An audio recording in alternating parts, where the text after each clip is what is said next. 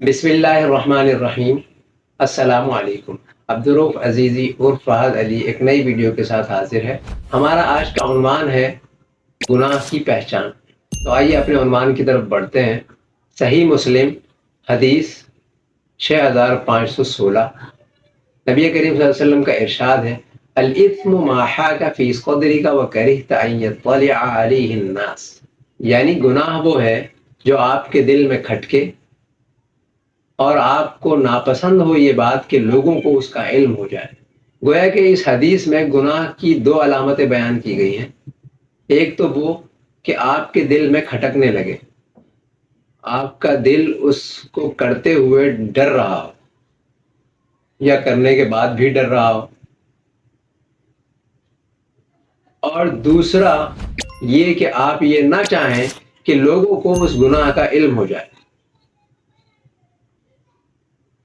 آپ کو اس بات سے بھی خوف آ رہا ہو کہ لوگوں کو پتہ چل گیا تو لوگ مجھے کیا کہیں گے، میرے بارے میں کیا سوچیں گے۔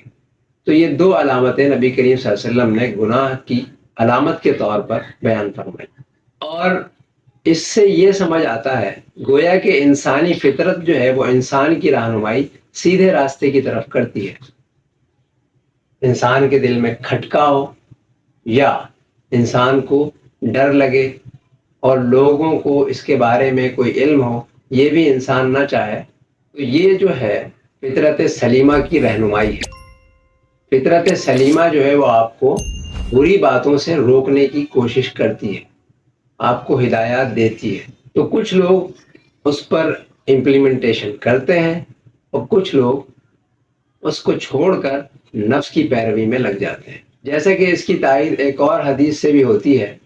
سنن ابی داود حدیث نمبر 4714، نبی کریم صلی اللہ علیہ وسلم کا ارشاد ہے، کل مولود یولد علی الفطرۃ وابواہ یہودانہ او ینصرانہ او یمجسانہ، ہر پیدا ہونے والا بچہ فطرت سلیمہ پر، فطرت اسلام پر پیدا کیا جاتا ہے۔ پھر اس کے والدین، اس کے گھر والے، جس گھر میں وہ آیا ہے، جہاں وہ پیدا ہوا ہے، وہ لوگ اس کو یہودی بنا دیتے ہیں یا نصرانی بنا دیتے ہیں یا مجوسی بنا دیتے ہیں۔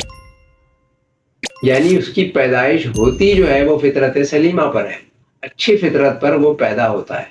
اللہ تعالیٰ کسی کو بری فطرت پر پیدا نہیں فرماتے۔